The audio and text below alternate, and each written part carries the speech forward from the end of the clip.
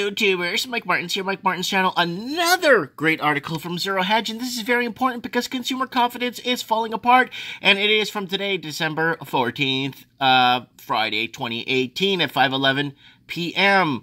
So, guys, this is a really important article. I need to share this with you guys because once you see the auto market starting to collapse, because after housing, it's automobiles is the second most expensive asset you could buy, right? It's first it's housing, and then it's cars, right? And it's not looking too good right now on the front. The auto sector continues imploding. Latest stats from ACEA show that new car registrations dropped 8.1% in November. With the Brexit, everyone's blaming Brexit for everything, and the Italian budget saga, both the UK and Italian stats are down all year, but even more notable in the fact German stats fell by almost 10% drop in registrations. Brexit deal or no deal, the Chinese declining market, tougher emissions tests, all aspects dragging the sentiment lower in this beaten sector. So there it is, new car registration growth. It's going down, people. This is the source from the European Automobile Manufacturers Association. There you go, guys. And that's not looking good, too. Look at BMW, Race, Volkswagen, Ford. Oh, my God. The SXAP index continues trading inside the perfect downtrends. The index is down 35% from year highs. 450 is a huge level to watch. A close below risks, sparking further stops. Oh, Christ, look at that. I'll get one of our automotive experts on the show to do a piece for us on what's happening. Implied volatility, SXP Blue continues to moving higher. Well, the realized volatility is 30 to 60 days. There it is right there. So, these are all good graphs to follow, especially when you're following the trend of the auto market here. Some names are still trading above recent lows, but there has been names that just keep going down and down and down. Below the Continental, down 52% from year highs. So there it is there. Whew.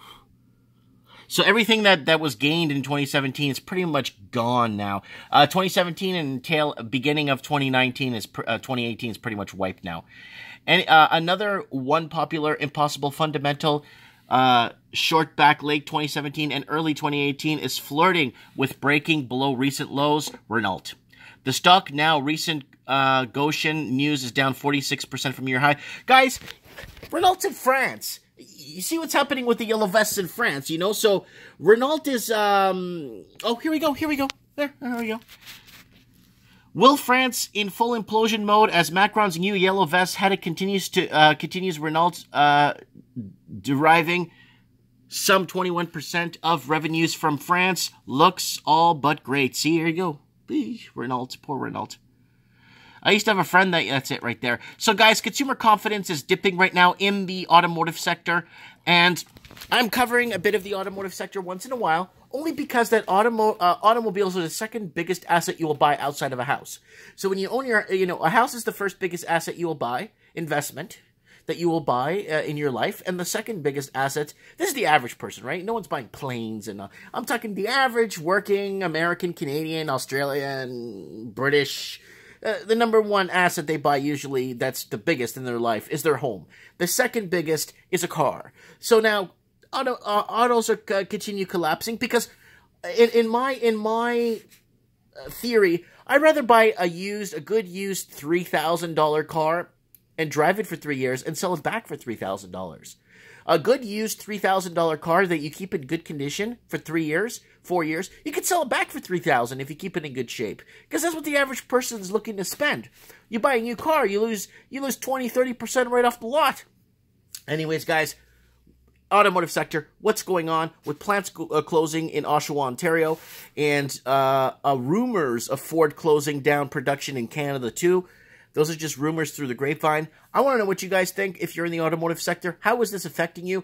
And This is a big, big, big. I think the automotive sector, when it comes to production, is bigger than the housing sector because the amount of parts that are outsourced, made in different plants and factories, the amount of assembly lines around the world, it might be bigger than, well, you see, depending on how we zero in on this, but yes, housing construction is big. Construction's big.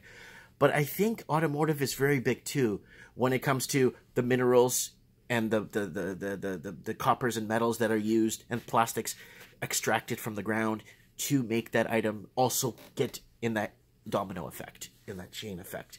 So a huge chain gets affected, just like the construction sector. Let me know what you guys think. Comment below. Thanks for watching.